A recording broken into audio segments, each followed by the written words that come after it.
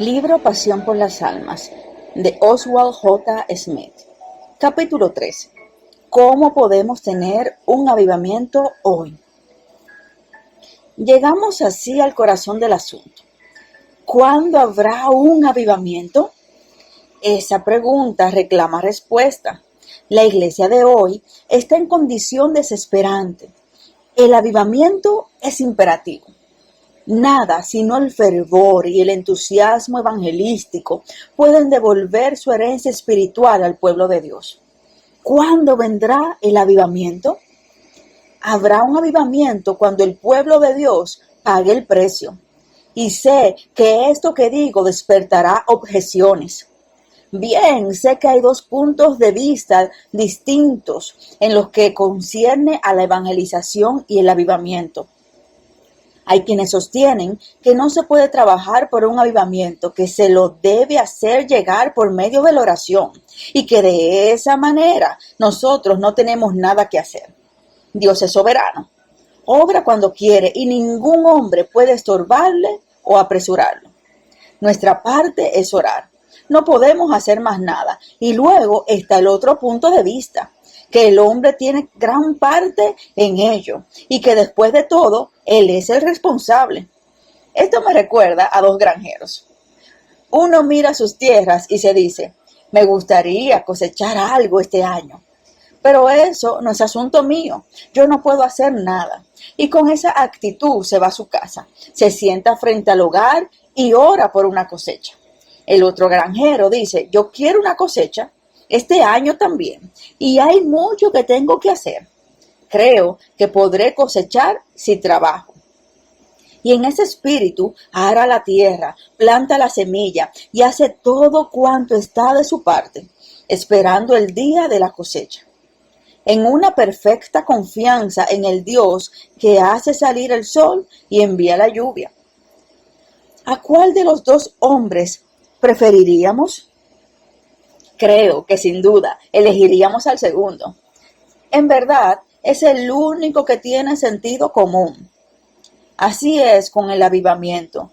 Dios lo manda, eso lo sabemos, pero hay mucho que nosotros podemos y tenemos que hacer antes de que venga un avivamiento. Es mi convicción y la baso en mi propia experiencia y en lo que he estudiado de los avivamientos, que cualquier iglesia, en cualquier lugar, puede experimentar un avivamiento en cualquier época si está dispuesta a pagar el precio. Así lo comprobó Carlos G. Finney. A veces fue a poblaciones cerradas e indiferentes, donde la gente no mostró el menor interés en las cosas de Dios. Cumplió las condiciones y como resultado, en esas mismas comunidades surgió un avivamiento sorprendente. En verdad, los avivamientos vienen en días de depresión espiritual, cuando la necesidad es mayor. Dios riega la tierra sedienta. Allí es donde más se lo precisa. Nunca hubo día más oscuro en Inglaterra que el que le tocó trabajar a Juan Wesley. Pero en ese día también fue cuando el avivamiento se esparció por doquier. Fue igual en el gran avivamiento irlandés en 1859 y en el de Gales de 1904. Así fue en los Estados Unidos en días de Finney. Así es hoy. Y si en algún tiempo necesitamos un avivamiento, hoy es ese tiempo. Ahora es el momento. Si el avivamiento, pues, depende de nosotros, si tenemos que llenar los requisitos y pagar el precio, ¿cuáles son entonces esos requisitos y el precio que hay que pagar? Si nos ponemos a cuentas con Dios, habrá un avivamiento. ¿Cómo lo haremos? Por confesión y restitución. Es lo que leemos en el Salmo 66, 18. Si en mi corazón hubiera yo mirado a la maldad, el Señor no me habría escuchado. Dios ni siquiera se inclinará para escuchar lo que tenga yo que decir si guardo pecados en mi corazón. Quizá nadie sepa nada de ellos, pero si está allí, Dios lo ve, y a no ser que yo se lo confiese y lo abandone, no oirá mis ruegos. En Isaías 59, del 1 al 2, dice: He aquí que no se ha acortado la mano de Jehová para salvar, ni se ha endurecido su oído para oír. Pero vuestras iniquidades han hecho división entre vosotros y vuestro Dios, y vuestros pecados han hecho que oculte de vosotros su rostro para no oíros. La falta no es de Dios, es mía. El brazo del Señor no se ha acortado. Puede alcanzar a hombres y mujeres perdidos y salvarlos. El cuadro es el de un hombre que se ha caído al agua y es llevado por la corriente.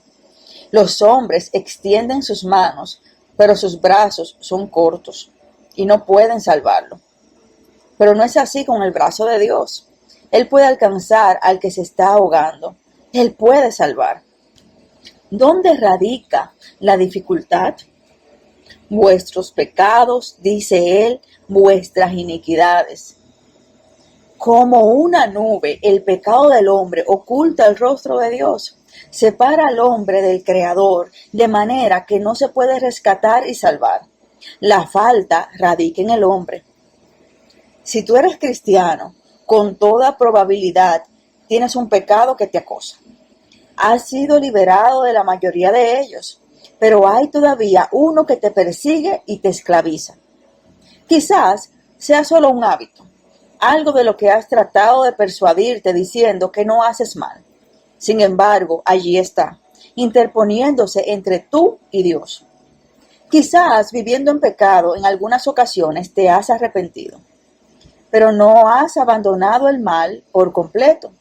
Y una y otra vez vuelves a dejarte llevar por él. En un instante de debilidad vuelve a dominarte. Tiene sobre ti un control que no puedes quebrar.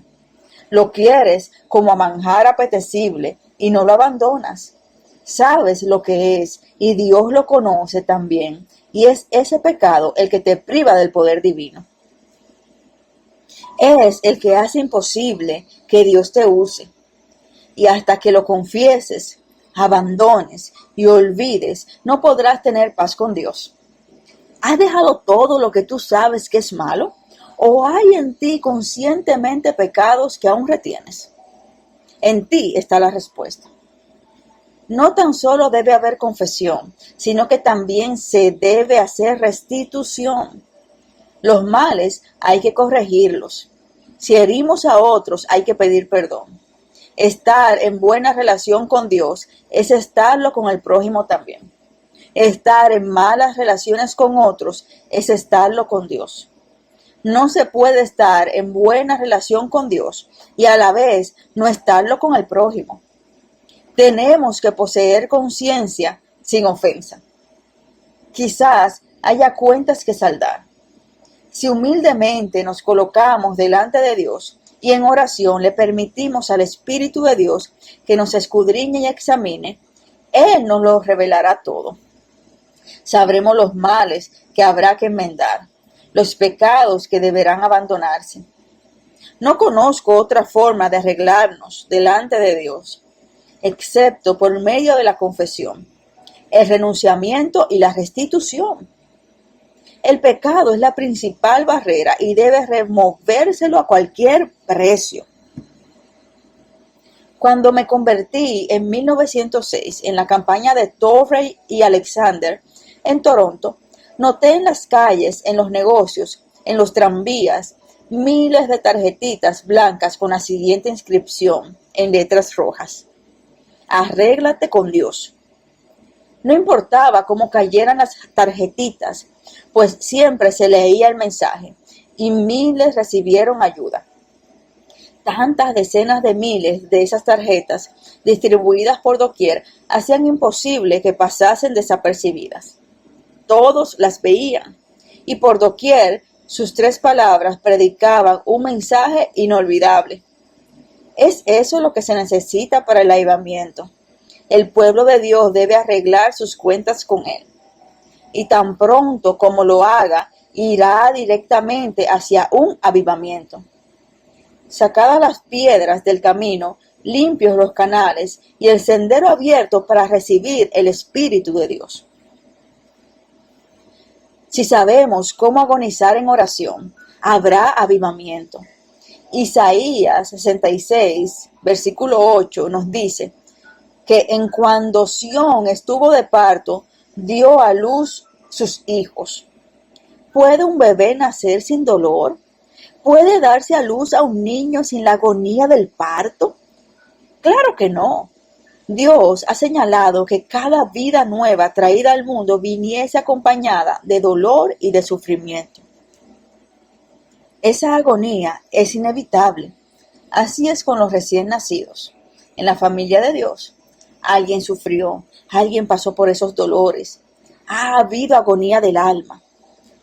Si hemos de orar efectivamente, habrá que pasar medias noches y noches enteras en oración para aprender a asirnos de los cuernos del altar y agonizar en oración. Si es que han de nacer las almas en el reino y venir avivamientos. La gran mayoría de los evangelistas llevan con ellos a un director de canto. Finney llevó consigo a un hombre de oración, a Nash, y mientras aquel predicaba, éste oraba. Afuera en el monte, este guerrero de la oración, escondiendo su rostro entre las ramas, en la agonía de su alma, clamaba para que Dios usara a Finney para convertir a los perdidos. Finney mismo sabía agonizar en oración. Guillermo Bramwell agonizó por unas 36 horas en un pozo de arena sin alimento por las almas de los hombres. Todos los siervos de Dios a través de los siglos han agonizado en oración. Los que conocen esta experiencia saben a qué me refiero y por qué esa agonía de parto es inherente al precio que hay que pagar por un avivamiento. Si testificamos valientemente por Cristo, habrá un avivamiento. Debemos volver a predicar la palabra. No es nuestra palabra, sino la de Dios, que condena y convierte. Su palabra es martillo que quebranta los corazones endurecidos. Es espada que traspasa, es fuego que quema. El pueblo de Dios, debe proclamar esa palabra si ha de surgir un avivamiento. Al estudiar los avivamientos y el evangelismo, he descubierto que los que fueron usados poderosamente por Dios dieron especial énfasis a 5 aspectos. Estos 5 aspectos inevitablemente traen convicción: el pecado y la salvación, el cielo y el infierno, y finalmente el juicio. Mucho se debe hablar del pecado, porque al ser expuesto, trae convicción genuina.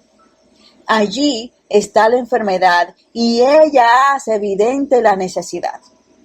En especial me refiero a la incredulidad y al rechazo de Cristo. Luego debe estar presente la salvación, es decir, el remedio, la cura del mal. Así, los mensajes de salvación son esenciales. Pero se precisa más que eso. Las almas deben ser puestas cara a cara con la eternidad. De ahí la necesidad de los mensajes del cielo y del infierno. La eternidad debe ser real. Los hombres deben comprender que esta vida termina y que deben empezar a pensar en la vida que vendrá. Aún esto no alcanza. Debe haber mensajes sobre el juicio. Los hombres deben saber que se les llamará a rendir cuentas, que algún día estarán en la presencia del Creador. De ahí la importancia de la advertencia: prepárate para encontrarte con tu Dios. Amós 4:12. Si estos 5 aspectos son presentados en una y otra forma, sin duda habrá convicción, salvación y por último, avivamiento. Estos fueron los asuntos tratados por los apóstoles y a través de los siglos se les ha dado énfasis en los días de evangelismo y avivamiento. Si trabajamos con la unción del Espíritu Santo, habrá avivamiento. Es el Espíritu Santo el que hace la obra. Él es el ejecutor de la Trinidad. Hoy es su día. Él obra en el corazón de los hombres, produciendo convicción e impartiendo la fe salvadora. Es por medio de Él que los hombres nacen de nuevo. Es el Espíritu Santo que, tomando la palabra tal cual es proclamada, la aplica. Por lo tanto, hemos de depender de Él. Debemos estar seguros de que hemos sido ungidos y que estamos predicando con esa unción del Espíritu Santo. A través de los siglos, los hombres que Dios usó eran los que habían sido ungidos. Esperaron en la presencia de Dios hasta que fueron dotados por el poder de lo alto y salieron entonces como conquistadores a conquistar. A todos cuantos Finney predicó aquel primer día memorable, les llegó la salvación. Aunque él estuviese allí breve tiempo, Finney había recibido aquella unción en su oficina, unas horas después de haberse convertido. Y con el poder de tal unción empezó a testificar a unos y a otros, y muchos se convirtieron. Juan Wesley y George Whitefield eran hombres de unción. Recordamos todos cómo Wesley describe aquella experiencia suya. A las 3 de la mañana, mientras él y otros estaban orando, D.L. Moody fue un ungido. Rogaba a Dios que pusiera su mano sobre él, porque así se sentía ungido, y nos dice cómo volvió a tomar viejos sermones, ya predicados, sin mayores frutos, y pudo ver cómo se convertían y se salvaban los hombres y las mujeres en todas partes. Evan Roberts era un ungido. Su historia sería incompleta si se omitiera ese dato. Al encontrarse con Dios, con el poder que aquella unción le dio, fue como un tizón por todo Gales, encendiendo avivamientos donde quiera que iba. Los primeros predicadores metodistas eran hombres ungidos. Encendieron fuegos a ambos lados del Atlántico, mientras proclamaban el mensaje del Evangelio. Quizá los predicadores puedan no reconocerlo, pero sobre los hombres a quienes Dios usa maravillosamente, descansa un poder misterioso. Y es en ese poder que logran los resultados que conmueven y maravillan por doquier. Están vestidos, por así decirlo, con el Espíritu Santo. Es esta unción, hermanos, la que necesitamos hoy. A tantos nos falta el poder. Tanta de nuestra obra se realiza desde el punto de vista intelectual. Tanto es superficial que debemos volvernos a nuestra única y sola fuente de poder, al bendito Espíritu Santo de Dios. Y ahora, ¿estamos dispuestos a pagar el precio? ¿Serás tú uno de los que acepte la responsabilidad del avivamiento y, cumpliendo las condiciones, harás tu parte hasta que venga el avivamiento? El propósito de Dios debe ser cumplido. Que unamos nuestras manos con los que están orando por un avivamiento y obedezcamos la orden del gran apóstol. Haz obra de evangelista. Segunda de Timoteo 4:5.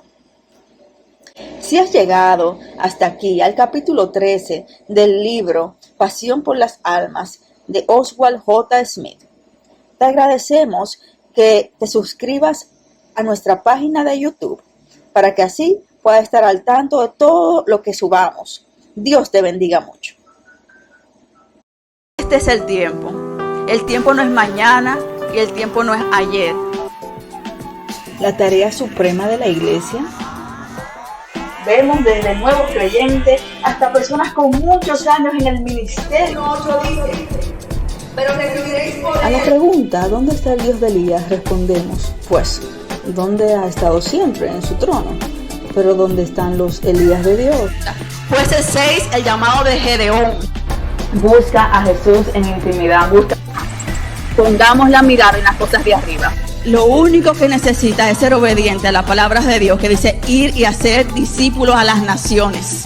Ir y hacer discípulos.